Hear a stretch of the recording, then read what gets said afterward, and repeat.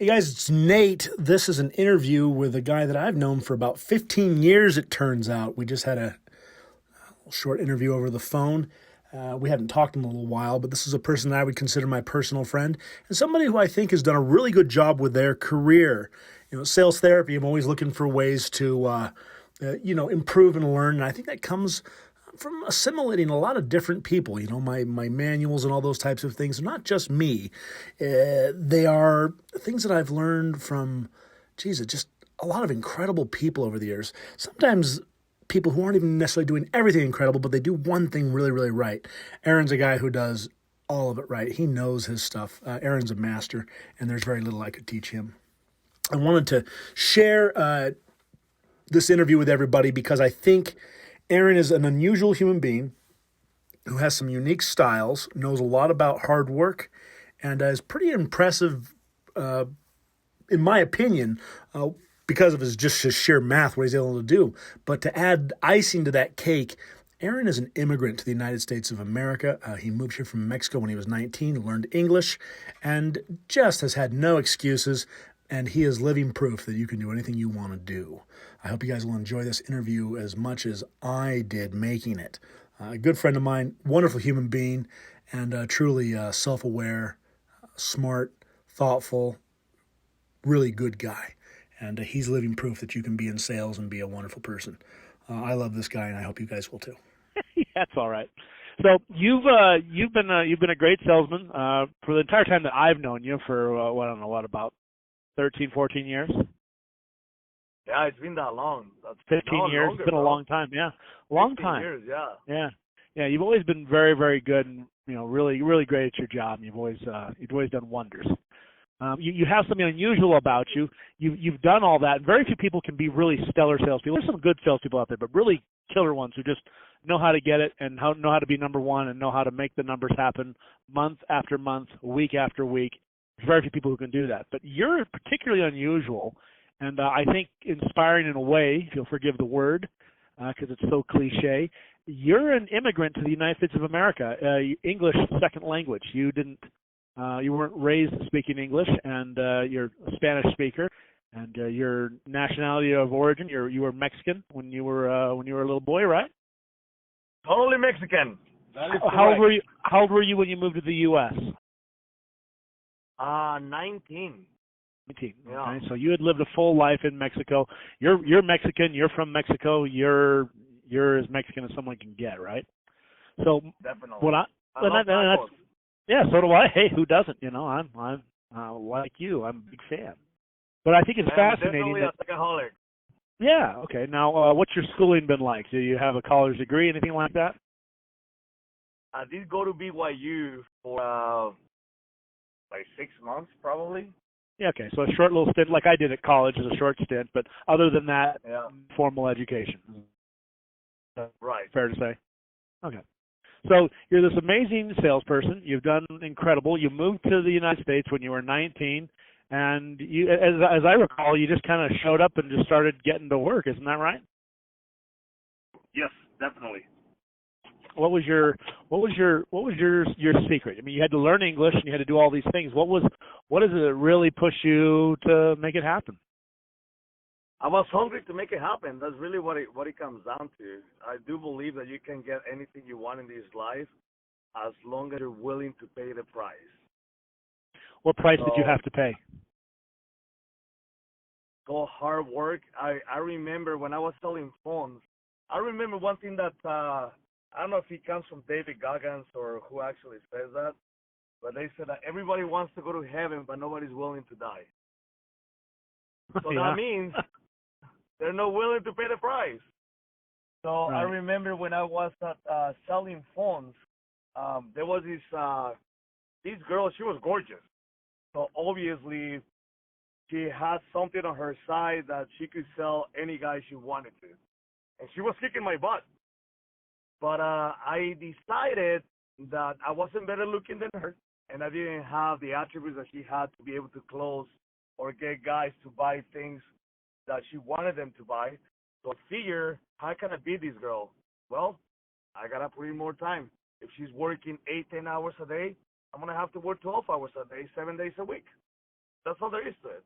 And that's how you start getting better and better and better. And that's what happened. So I had to put more hours.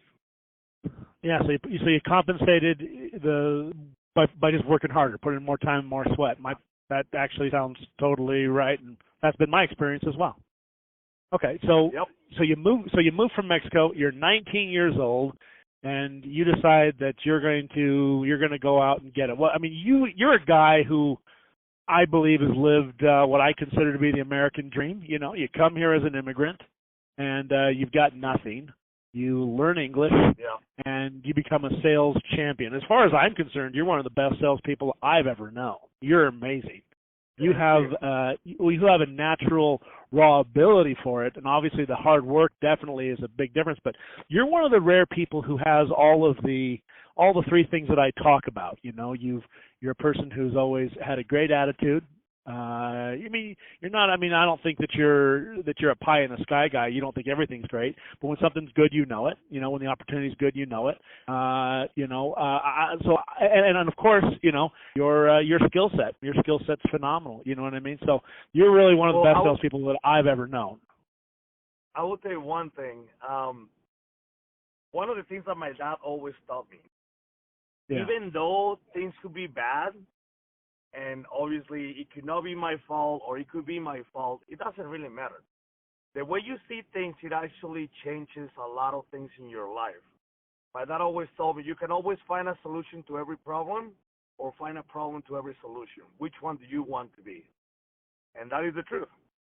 Things could be bad and it couldn't be my fault, so I take ownership of it, and it doesn't matter how bad it is. I always try to look something good in the bad. And it makes a difference. It does make a difference. Have that mentality, you actually change things for your own good. I take advantage of the bad things and switch them to my advantage. 100%. So you've sold phones, you've sold cars, and you've sold alarm systems. Correct. And solar. And solar. And now you have your own company, and you're kicking butt, and you're making lots of money, and everything's on. Let me ask you this: as a sales manager, as a person who's managing salespeople, what are the things that you see that are the biggest problems with salespeople today? What's the big confusion? Where is there a disconnect? Because I'd say that the majority of salespeople don't ever really apply themselves. I mean, they never get trained. They don't have any desire to move forward beyond what their comfort zone is. I mean, they have a desire, but they're lacking that thing that you mentioned, which is just that hunger. What do you think it is? What does it boil down to for you? What do you think is missing? Honestly, now that you're saying this, I think that the biggest problem with salespeople that don't advance the way they want to advance is that they don't actually train themselves. They don't invest time and money in themselves. They expect a company to pay for a seminar or whatever it is. It doesn't even have to be a seminar. You can actually go and read a book. We got audiobooks. When I go work out, when I go for a run, I love to listen to audiobooks, and that's one thing that my dad always taught me too, to not waste my time. And then after I listen to a book or whatever for, I don't know, since 7 in the morning, when I go run for a few hours or whatever, and then I do not give myself a chance to listen to some music until at night, until I go home and I have done everything that I need to do, and I feel that I deserve to listen to some music or watch some TV, whatever the case may be. But I don't give myself the chance to do it before I actually pay the price. And a lot of salespeople, I don't think that they expect somebody else to train them instead of them training themselves. They expect somebody else to give them. I agree. I have always joked that salespeople are like dogs. Dogs don't want to be trained. They don't have any desire to be trained. And so if you're waiting for your dog or your salesperson to go out and ask you for the training, forget it. It's not going to happen. As managers and stuff, we have to train them. We're the ones who have to get them trained. It's like children. Children aren't going to come and be like, "Hey, can I have some rules and some permissions and a curfew, please?" No, you need to offer that up as your style of management, right? True. Yeah. when you're dealing with your sales force and the guys that you manage and your employees, what do you tell them? Well, I do find out what. To be honest with you, I would not hire anybody that is gonna make me waste my time. And when I say waste my time, I mean when I don't see that they actually don't want to progress in their lives and they don't want it bad enough, I just don't even waste my time. They want to have it first because I can give them all the tools, which I do. But if they don't use them, that's gonna be a problem. I totally agree with that, 100%. I think people are commonly looking for excuses. Do you find that's pretty true with the salespeople you've dealt with? Oh, definitely. As human beings, we always look for excuses. That's just human nature. Yeah. We always look in the negative, and yeah, we always do. Yeah, so 100%. it's just all about training your mind to change that mentality, and it sounds really simple, which it actually is, but it's not at the same time. I agree with you. Do you feel like from industry to industry, the different industries you've been engaged in, do you feel like it's basically all the same? I mean, the same style of work, it's the same commitment patterns, it's the same techniques. It might be different word tracks, but it's really the same sort of an industry. Would you agree with that? I think so. I mean, sales are sales. I mean, you could sell a chicle or you could sell, I don't know, an alarm or a solar panel, and it's the same thing. It's just that's how I feel. People's skills and finding out what the person wants first, having them like you, and you actually believing in the product. That's a number one. I don't think that people understand that if they don't sell something that they believe in, they're not going to be able to sell it. No, they're absolutely not going to be able to sell it. I I agree with that. Yeah, when I talk about assessing salespeople, I always say that part of the quality of salesperson you have is how good they feel about their opportunity. And I've told managers if you're interviewing salespeople and they don't think the opportunity is good, then what's the point of even talking anymore? Because if they're not keyed up to sell the item, then who cares? I've had people tell me, and I know people. Time. Oh, they're wasting their time. They just wasted each other's time. Yeah. I'm sure you've had this compliment or this. It's not even really a compliment, but it's sort of a compliment. People will be like, "Hey, Nate, you could sell ice cubes to Eskimos," and I hear that and I think, "No, actually, I couldn't because I would never waste some Eskimo's time by trying to sell him something that he didn't need." Right. Do you agree with that? I always tell my customers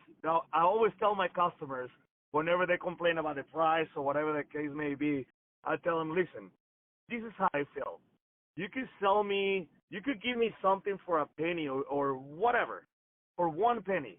If I don't need it and I don't want it, even though it is a penny, I'm not going to buy it. It doesn't make sense for me. Why am I going to waste a penny? And even though a penny doesn't mean anything to me, I'm just not going to do it. Now, if it is $100,000, but I see the value in it, I will get it, no matter what the price is. Right, I totally agree with you. I mean, that's really great. But do you agree, though? So you do agree that ultimately it does matter what you're selling. It does matter. I don't think you necessarily have to have the only game in town. People get back, what's better, Honda or Toyota, Chevy or Ford? That's all subjective. But if you personally don't believe like the product you're representing has a good place in the market, then what's the point? You're not going to be able to sell it. And if you actually do, it's going to be mediocrely. And at the end of the day, you're going to be unhappy with it. I totally agree with that. You're actually reaping, you will believe that you're ripping people off. So now with the security, I always believe that I never felt bad for how expensive or even how cheap I sold security to somebody or solar, whatever the case may be, cars, cell phones. I did believe that I'm passionate about this. I believe that I'm protecting families. I do believe that I'm changing people's lives by giving them solar or whenever I sold them a phone or a car, whatever the case may be. Now, you and I used to sell cars at a Toyota dealership years ago. That's where you and I met, right? We did. Yeah. Now, when you were selling cars, how'd I do? You were very close. I was very impressed, but I was saying when I let you. That's for sure. That's true.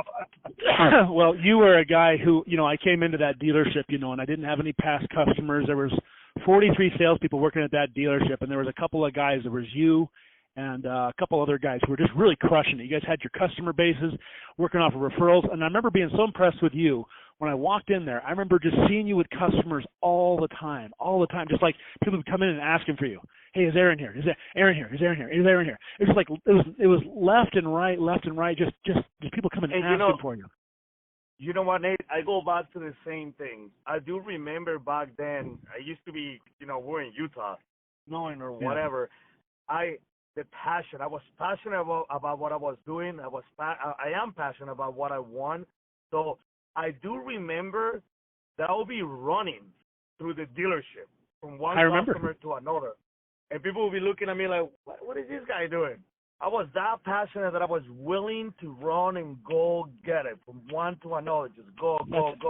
Actually, something I learned from you. So everybody who saw me run around the dealership, I literally did that running between customers because I saw you do it, and I realized, hey, if you're going to be working 2 or 3 or 4 deals in a day, you're not going to do this by walking around 5 acres, just strolling along. You've got to really bookie. So I assimilated that skill from you. That's something I watched you do that I learned to do. I always talk about in my training manual, my training videos, that I'm not like this just guy who's just born selling stuff. I'm a compilation of all these different people. Most of them have been great. I've worked with some guys like you who are just absolutely so damn good, and I've learned. And I've watched some other people who do a really bad job, and you learn some things from them too, don't you? But from you, I really learned about staying light on your feet and moving back and forth. I remember you and me eating lunch. Just sneaking around the corner and having a bite of something. Never sitting down and having a proper lunch. We're just running from customer to customer. And we'd go in the back, and you and me we'd take a bite of a sandwich, go back out, talk to the customer some more. They never knew that we were taking a break in the middle of all that work. But that's what it takes to babysit those customers and get them through. Yeah, there will be days I remember that it was 9 p.m. or 10 p.m. and I haven't had anything to eat at all. I didn't have time to eat at all. If you're truly doing something you love and you're in it, who's got time? Yeah, so was I. Stoked. But you're running around. That really inspired me to run around, and that's why I gave you such a run for your money because, man, I was when I started working. Yeah, well, when I started working there, I couldn't close a screen door, right? I couldn't close a deal, so I got Bob, and I had Bob, closing all my deals for me, And but that's the only way I could even keep close with you, man. I was just going out and lining, finding, putting all these deals together, sticking them in front of Bob, and then he'd close them up, and then I'd deliver them. But I remember watching you run around, and I thought, Bob's a legend. Bob's great. I actually made a video the other day about I told the Bob story, and I sent it to him, and he replied back, and he says, "Man, thanks. This was just what I needed." And I said, "Oh, my pleasure." And I said, "What's going on?" He said, "I'm in the hospital." I said, "What do you mean you're in the hospital?" And he was in the hospital. He's sick. Yeah, he can't take any visitors or anything. So anyway, that brightened his day. Hear some good stories about his life. Bob's a real interesting guy. Yeah. He's a great guy with a lot of good things, and that's a guy who really turned his life around. So anyway, Bob was a dude who I learned a lot from. I learned a lot of things from you. And in this series that I'm doing, I'm interviewing people that I've had personal experiences with, or that I've seen from afar do awesome things in the world of sales. And there's not a lot of great guys that are out there, or gals. There's not a lot of great salespeople out there. There's a bunch of good ones, boy, and there's a ton of rotten ones. But the really, really good guys who know how to sell 30, 40, 50 cars in a month, that's a short list. And and so it's a short list. But I knew you killed it in everything you've been doing. I know you're killing it now. And I think it's important for sales managers to listen to these insights and for them to share them with their salespeople. Let me ask you another question, Aaron. So you had all these people coming in, all these referrals and all that stuff. I mean, I was just blown away. I mean, I was there fresh. I was finding customers off the lot. I mean, I wasn't getting any internet leads. I was new meat. And by the end of the first month, everybody realized I was in business. But you were there, and you just had like repeat referral. That's really important. And when I remember when I started selling cars, I got interviewed, and this is literally what I did. I went to Mike Terry, and my first question was, who how many cars is your top guy selling? Told me Bob, 27, 30 cars, whatever. And I told him, I'm gonna beat him. That's all it is. My first month, I'm gonna beat this guy. Yeah. No customer base, no nothing. They're like, and they broke him in. He's like, hey, he's gonna beat you. He laughed. I'm not kidding you. I was so passionate about this that the first month I was not able to beat him. I lost for half a car. I went home and cried. I'm not kidding you. That's how passionate I was. I went home and cried because I couldn't beat the guy that I said I was going to beat. Now, the second month I kicked his ass, and the next month too. But my point is, I had no customer base on the car industry. It's really important for people, for guys, for sales guys to actually ask for referrals. And that's when you make a sale and you ask them for referrals, that will change your world. And that will actually make you so much money you got no idea. They already trust you. They already believe in you. So they will refer you people. But a lot of sales guys, they don't ask for the referrals. Why do you think they don't ask? I guess it's laziness because they already got a deal. I already made $400-$500, whatever it is that they're making, $1,000, $2,000, $3,000, whatever the case may be. They feel that they already accomplished something, and they're not hungry enough to, hey, or ambitious enough to like, hey, do you know somebody that is interested on this, whatever the case may be? Yes, no, and if they tell you yes, give right then and there, give me their name and number, and let them know I will call them. That simple. They give you that referral, and then get another one, and then another one, and that person's gonna. Referrals is so important, and it will make your life so much easier. People don't understand that. I don't think that people really realize that. They don't. They don't get it, and but that's one of the things I noticed when I came into the business. I saw you, I saw Bob, and I saw Todd working all these like referrals. And I remember sitting there thinking, man, I've got to get some customer referrals because I was competing with you guys against nothing. If any hot body would walk on the lot, And I remember watching that and thinking, bro. Oh, it is money, bro. 100% it is. But here's my question for you. So, just give people, people who are listening to this who don't know you personally, and I already know the answer. Are you a guy who knows how to make over $200,000 a year selling cars? Hell yeah. Yeah, okay. I already knew the answer. I already know the answer to that because I know my answer to it. But the thing about it is that there's a lot of people out there who are selling cars, and they don't make anywhere near that. And they think it's because, they're not selling the right kinds of cars or this or that. It's a load of crap. How much? I'll be honest with you. We sold Toyotas together. What do you know about Toyotas? Dude, our margins weren't that big at all. You're like, Toyotas, and we were selling them in Utah County, where it's some of the thrifty, most I hate to use the word cheap, but some of the cheapest people in the world. And so, you and I were making these big incomes doing this, and I don't think you and I were famous for giving cars away. I don't think we were famous for doing it cheap, were we? I mean, I know you weren't. Oh no. So the point is, I think a lot of people. I go back to the same thing. If you don't believe in what you're selling, you do believe that you're selling it for too much. Whatever it is that you're selling, if you don't believe that you're selling the right thing, you are going to feel that you're screwing people over. But if 100%. You do believe in it, no matter how cheap, $100,000 is too cheap. Like seriously, if you don't believe in it, bro, I agree. We were selling what were those? The FJ Cruisers for $5,000 over a sticker. Yeah. People wanted it. Yeah. So I go back. They wanted it, and they would pay. People, exactly. So it's the same thing. It's got to start with you. Otherwise, it's just not going to work. You do have. I agree with that wholeheartedly. The reason I bring up the income thing is not to impress everybody as much as it is to give people perspective. People think that if you're going to have so many referrals, you have to give away everything cheap, because the only reason someone would come back to you is because they got such a good deal.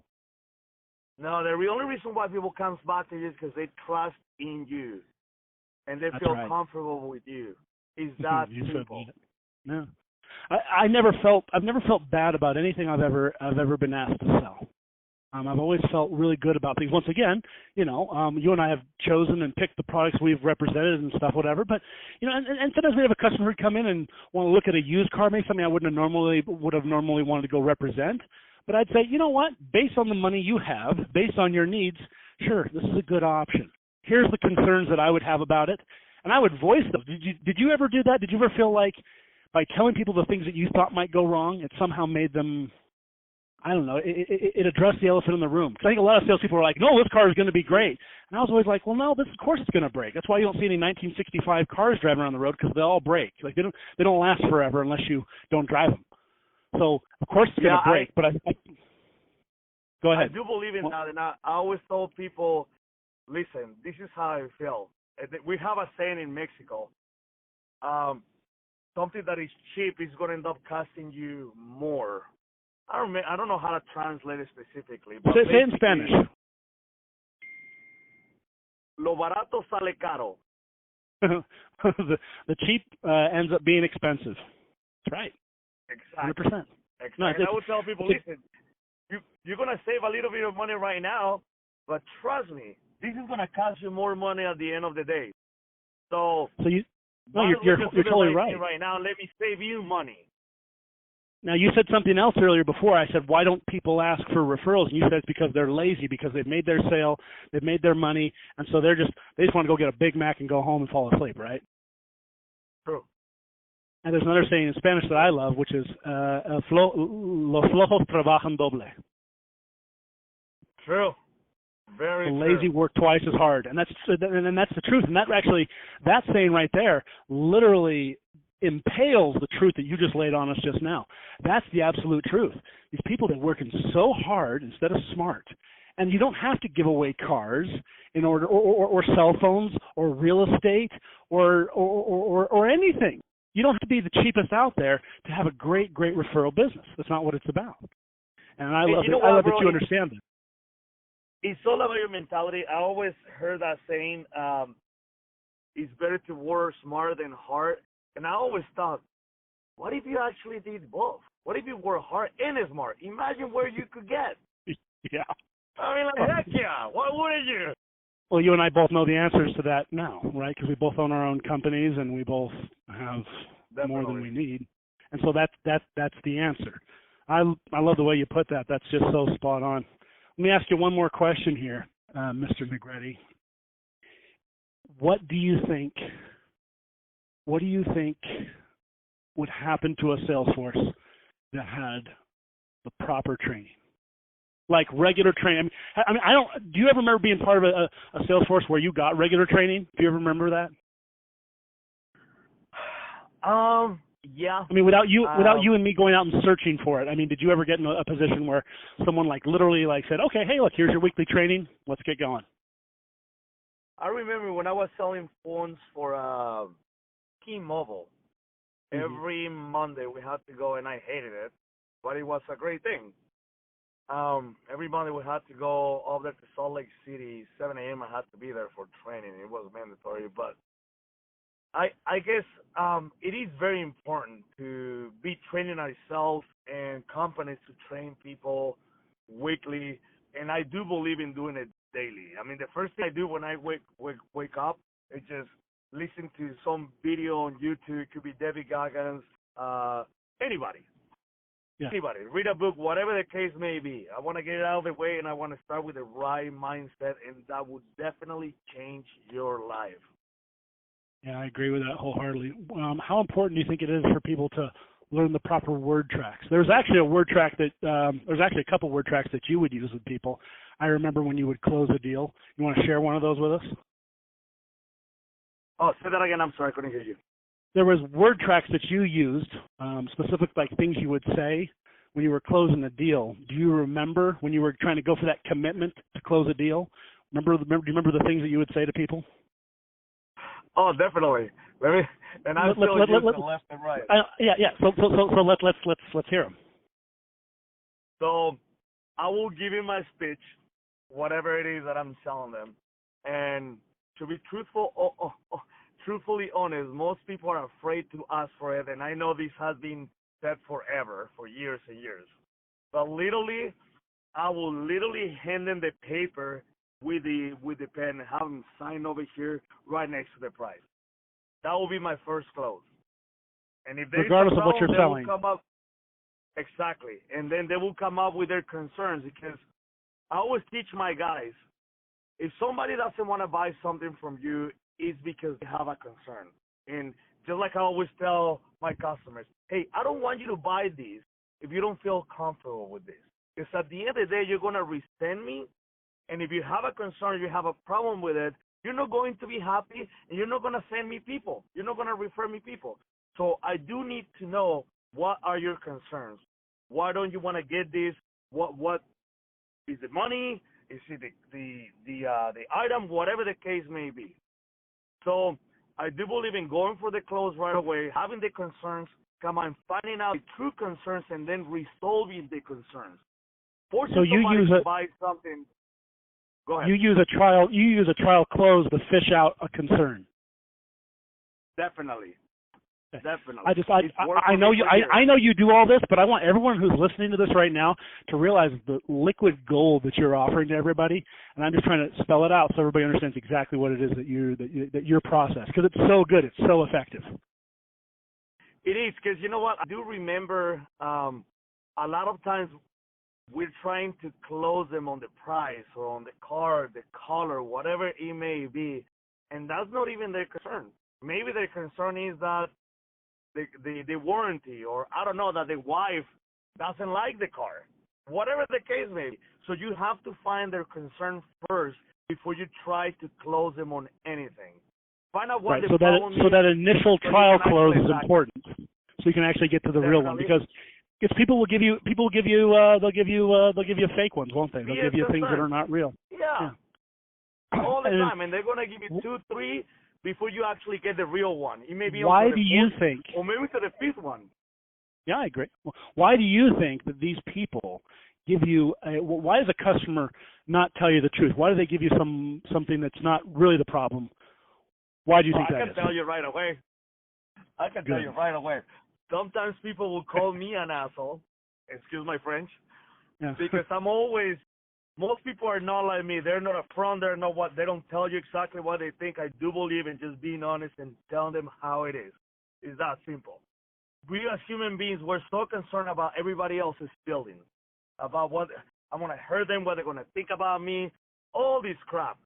So as human beings, we're not used to telling you exactly what we're thinking, what our thoughts are, what our real problem is.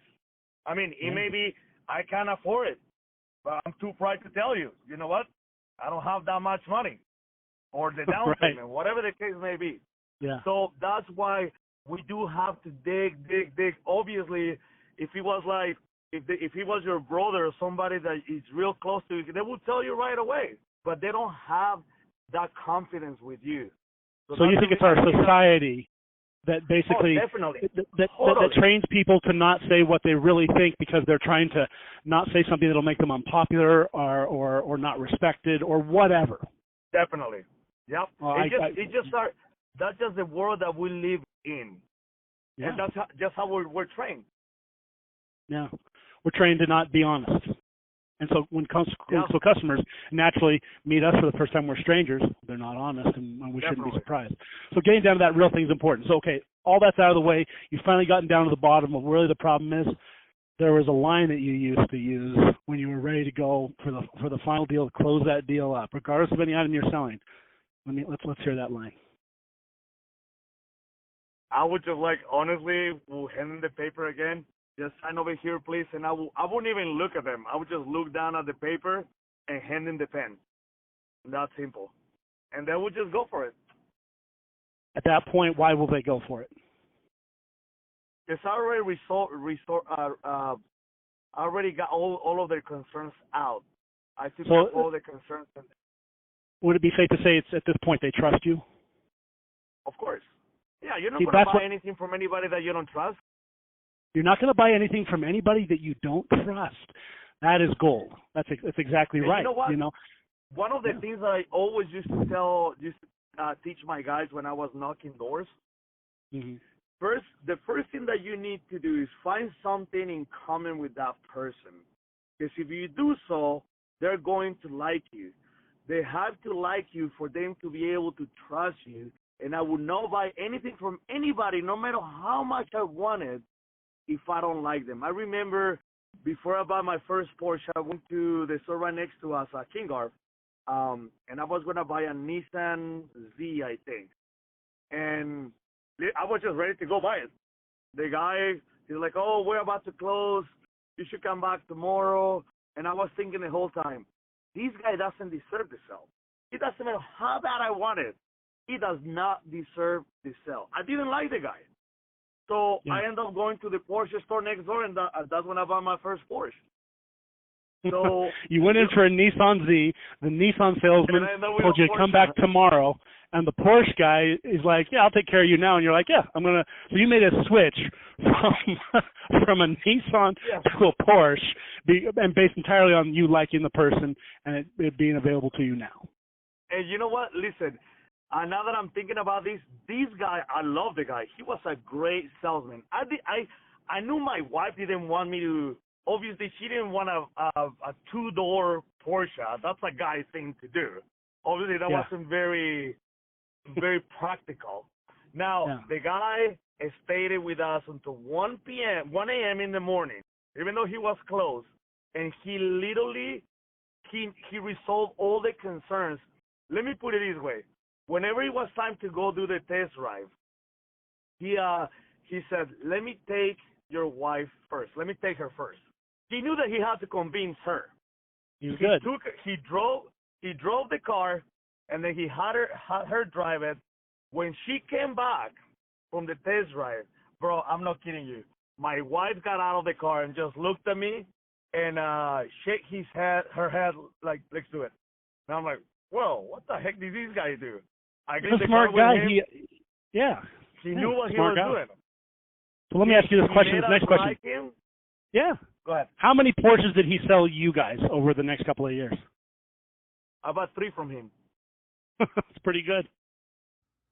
And that concludes my interview with sales legend Aaron Negrete. Thanks for putting up with the quality of the sound on this interview. Aaron was gracious enough to take this call outside of an appointment on a blistering, hot, sunny day in Houston, Texas, from his car. Thanks for checking out Sales Therapy. Phone number's below. Of course, make sure you subscribe to our channel and watch the next video.